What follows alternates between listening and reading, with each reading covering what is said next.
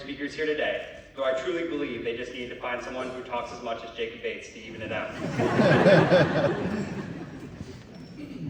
Before I begin, I would like to express a few thank yous. The first goes out to the incredible teachers who have seen us through these 4 years of high school, and for some more. There is not enough time in the world to thank you for all that you've done, but I sincerely hope you feel the gratitude from each and every one of us. Thank you to the parents who have offered us so much more than we could repay. There's not enough time in any number of speeches to express my gratitude, but I hope the accomplishments of the children you have fostered speak for themselves. Thank you to Mr. Cody for being our speaker. His constant guidance, support, and comedy got us through all 4 years of high school, and no person could speak to our grade better. Thank you to all the families who have traveled near and far to come today. I think between the Bolands, Beams, Shays, etc., there has not been this many Catholics in a room since the conclave. A special thank you goes out to my elementary school principal, Mrs. Radaziner, who's here from Hawaii today. She was the leader of my first community and the reason why the Williams family made so much sense to me.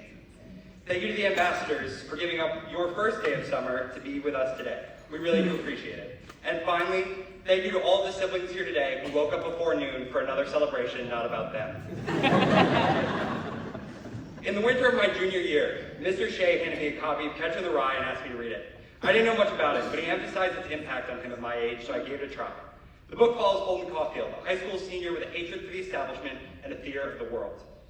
Holden, terrified in his final days of high school, sets off on a 3-day journey to discover who he is and what he wants to be.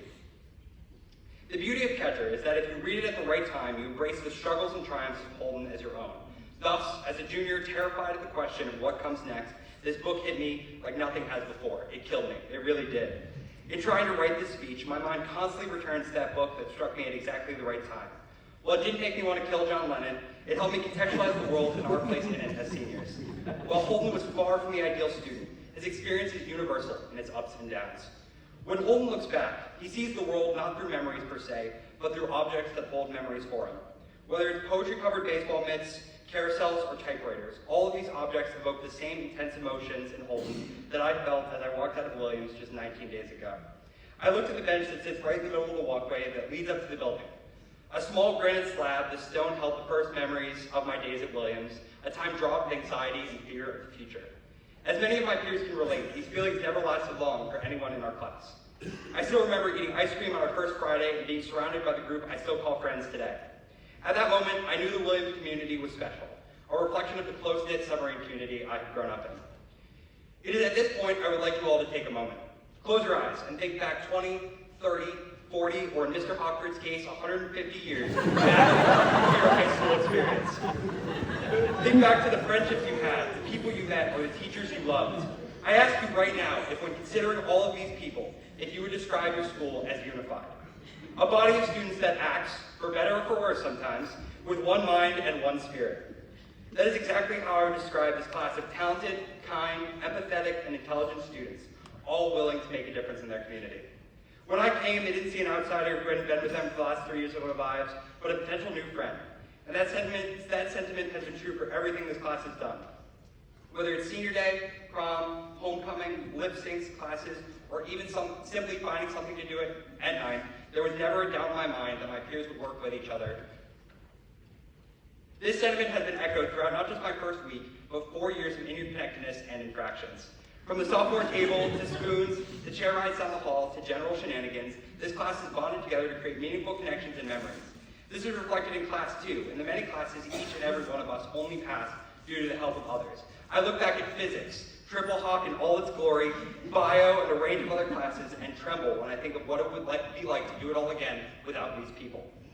There's another scene in Catcher in the Rye where Holden walks through the exhibits in the Museum of Natural History. He quickly remarks that he likes that nothing ever changes in the museum. The only thing that really changes is you. I get the same feeling standing up on this stage, staring at the seat I've sat in for 4 years. Now, coming to these graduations with Kabir. These graduations always seem so far away from me and everyone here. They always felt the same, the procession in, the fun remarks by various speakers, diplomas, tears, and a grand exit. I use these graduations as placeholders in my life, just as markers, just like Holden. The ceremony has never changed, but I and every one of my classmates has. As a freshman, I sat there and fidgeted as I watched my first year of theater friends leave. As a sophomore, I watched the first group of people I had genuinely made a connection with leave, as I and our whole class became more developed, kind, and social humans. In junior year, I watched people who looked just like me graduate, as we all realized the impending maturity expected of us in the following year.